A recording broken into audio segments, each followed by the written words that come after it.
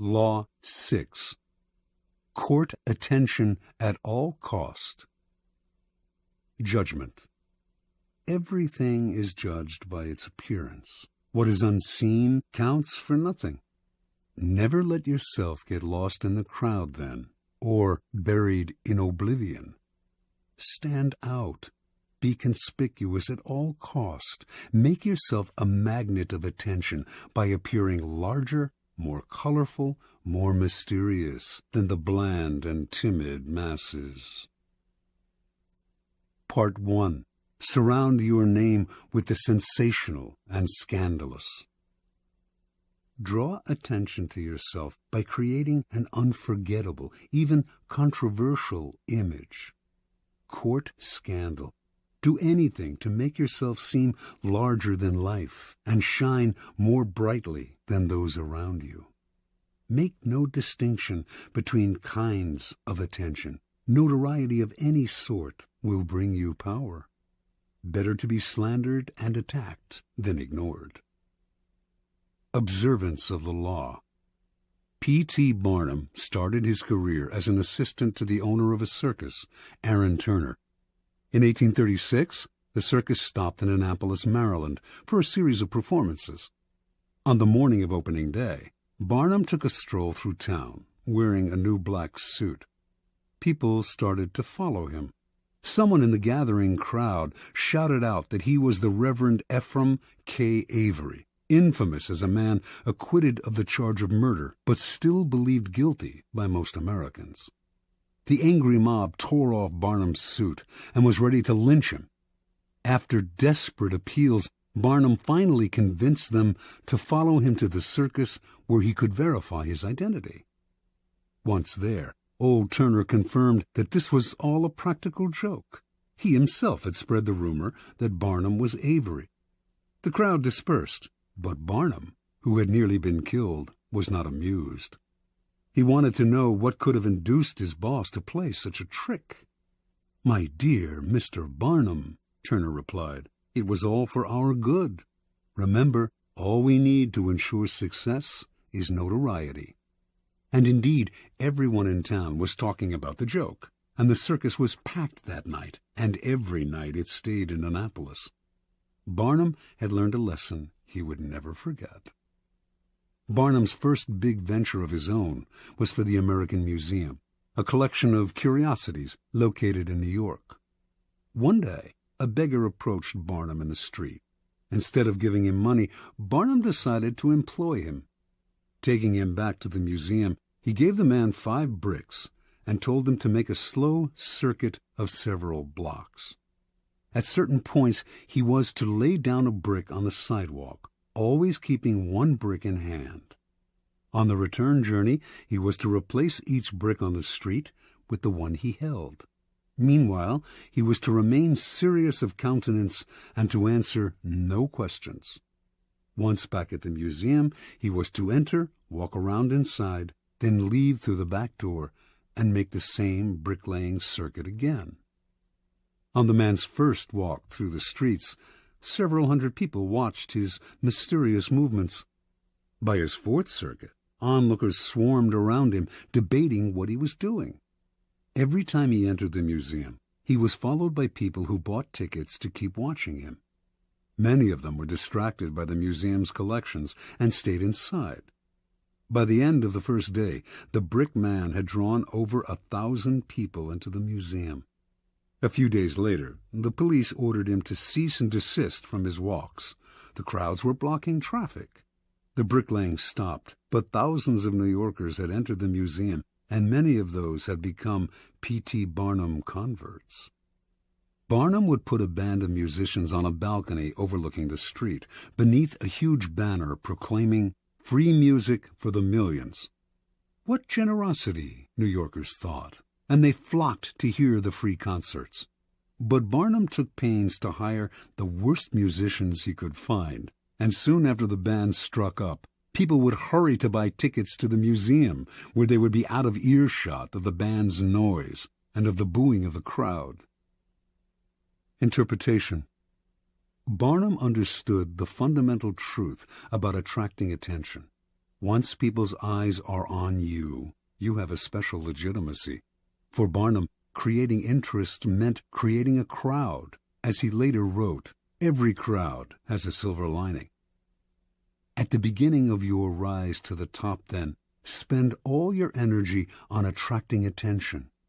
Most important, the quality of the attention is irrelevant, no matter how badly his shows were reviewed or how slanderously personal were the attacks on his hoaxes. Barnum would never complain. If a newspaper critic reviled him particularly badly, in fact, he made sure to invite the man to an opening and to give him the best seat in the house. He would even write anonymous attacks on his own work, just to keep his name in the papers. From Barnum's vantage, attention, whether negative or positive, was the main ingredient of his success. The worst fate in the world for a man who yearns fame, glory, and of course power, is to be ignored. Keys to power. Burning more brightly than those around you is a skill that no one is born with. You have to learn to attract attention as surely as the lodestone attracts iron. At the start of your career, you must attach your name and reputation to a quality, an image that sets you apart from other people. This image can be something like a characteristic style of dress or a personality quirk that amuses people and gets talked about. Once the image is established, you have an appearance, a place in the sky for your star. It is a common mistake to imagine that this peculiar appearance of yours should not be controversial, that to be attacked is somehow bad. Nothing could be further from the truth. To avoid being a flash in the pan and having your notoriety eclipsed by another, you must not discriminate between different types of attention. In the end, every kind will work in your favor. Once in the limelight, you must constantly renew it by adapting and varying your method of courting attention. If you don't, the public will grow tired, will take you for granted, and will move on to a newer star. The game requires constant vigilance and creativity. Part 2. Create an air of mystery. In a world growing increasingly banal and familiar, what seems enigmatic instantly draws attention. Never make it too clear what you are doing or about to do. Do not show all your cards. An air of mystery heightens your presence. It also creates anticipation. Everyone will be watching you to see what happens next. Use mystery to beguile, seduce, even frighten. Observance of the law. Beginning in 1905, rumors started to spread throughout Paris of a young Oriental girl who danced in a private home, wrapped in veils that she gradually discarded. A local journalist who had seen her dancing reported that a woman from the Far East had come to Europe laden with perfume and jewels to introduce some of the richness of the Oriental color and life into the satiated society of European cities. Soon everyone knew the dancer's name, Mata Hari. Early that year, in the winter, small and select audiences would gather in a salon filled with Indian statues and other relics, while an orchestra played music inspired by Hindu and Javanese melodies.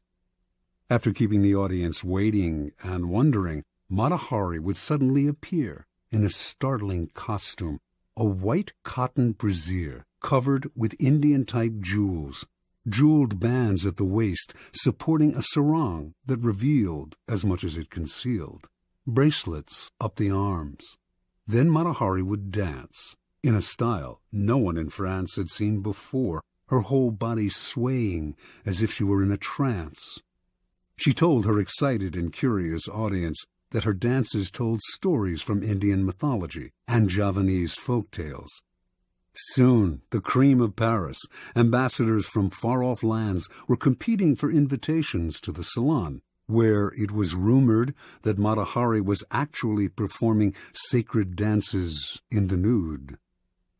The public wanted to know more about her. She told journalists that she was actually Dutch in origin, but had grown up on the island of Java. She would also talk about time spent in India, how she had learned sacred Hindu dances there, and how Indian women can shoot straight, ride horseback, and are capable of doing logarithms and talk philosophy. By the summer of 1905, although few Parisians had actually seen Mata Hari dance, her name was on everyone's lips. As Mata Hari gave more interviews, the story of her origins kept changing. She had grown up in India. Her grandmother was the daughter of a Javanese princess. She had lived on the island of Sumatra, where she had spent her time horseback riding, gun in hand, and risking her life.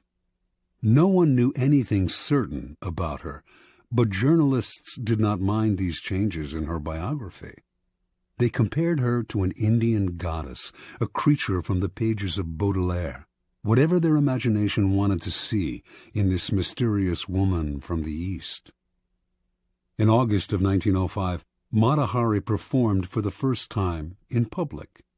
Crowds thronging to see her on opening night caused a riot. She had now become a cult figure, spawning many imitations. One reviewer wrote, "Mata Hari personifies all the poetry of India, its mysticism, its voluptuousness, its hypnotizing charm." Another noted, "If India possesses such unexpected treasures, then all Frenchmen will emigrate to the shores of the Ganges." Soon, the fame of Mata Hari and her sacred Indian dances spread beyond Paris. She was invited to Berlin, Vienna, Milan. Over the next few years she performed throughout Europe, mixed with the highest social circles, and earned an income that gave her an independence rarely enjoyed by a woman of the period. Then, near the end of World War I, she was arrested in France, tried, convicted, and finally executed as a German spy. Only during the trial did the truth come out. Mata Hari was not from Java or India, had not grown up in the Orient, did not have a drop of Eastern blood in her body. Her real name was Margarethe Zell, and she came from the stolid northern province of Friesland, Holland. Interpretation. When Margarethe Zell arrived in Paris in 1904, she had half a franc in her pocket. She was one of the thousands of beautiful young girls who flocked to Paris every year, taking work as artists' models, nightclub dancers, or vaudeville performers at the Folies Bergère. After a few years, they would inevitably be replaced by younger girls, and would often end up on the streets, turning to prostitution, or else returning to the town they came from, older and chastened. Zell had higher ambitions. She had no dance experience and had never performed in the theater, but as a young girl, she had traveled with her family and had witnessed local dances in Java and Sumatra. Zell clearly understood that what was important in her act was not the dance itself, or even her face or figure, but her ability to create an air of mystery about herself. The mystery she created lay not just in her dancing, or her costumes, or the stories she would tell, or her endless lies about her origins. It lay in an atmosphere enveloping everything she did. There was nothing you could say for sure about her. She was always changing, always surprising her audience with new costumes, new dances, new stories. This air of mystery left the public always wanting to know more, always wondering about her next move. Mata Hari was no more beautiful than many of the other young girls who came to Paris, and she was not a particularly good dancer. What separated her from the mass, what attracted and held the public's attention and made her famous and wealthy, was her mystery. People are enthralled by mystery because it invites constant interpretation. They never tire of it. The mysterious cannot be grasped, and what cannot be seized and consumed creates power. Keys to power. In a world that is ever more banal, that has had its mystery and myth squeezed out of it, we secretly crave enigmas, people or things that cannot be instantly interpreted, seized, and consumed. That is the power of the mysterious. It invites layers of interpretation. excites our imagination, seduces us into believing that it conceals something marvelous. The world has become so familiar and its inhabitants so predictable that what wraps itself in mystery will almost always draw the limelight to it and make us watch it. Do not imagine that to create an air of mystery, you have to be grand and awe-inspiring. Mystery that is woven into your day-to-day demeanor and is subtle has that much more power to fascinate and attract attention. Remember, most people are up front, can be read like an open book, take little care to control their words or image, and are hopelessly predictable. By simply holding back, keeping silent, occasionally uttering ambiguous phrases, deliberately appearing inconsistent, and acting odd in the subtlest of ways, you will emanate an aura of mystery. The people around you will then magnify that aura by constantly trying to interpret you. Mysterious people put others in a kind of inferior position, that of trying to figure them out. To degrees that they can control, they also elicit the fear surrounding anything uncertain or unknown.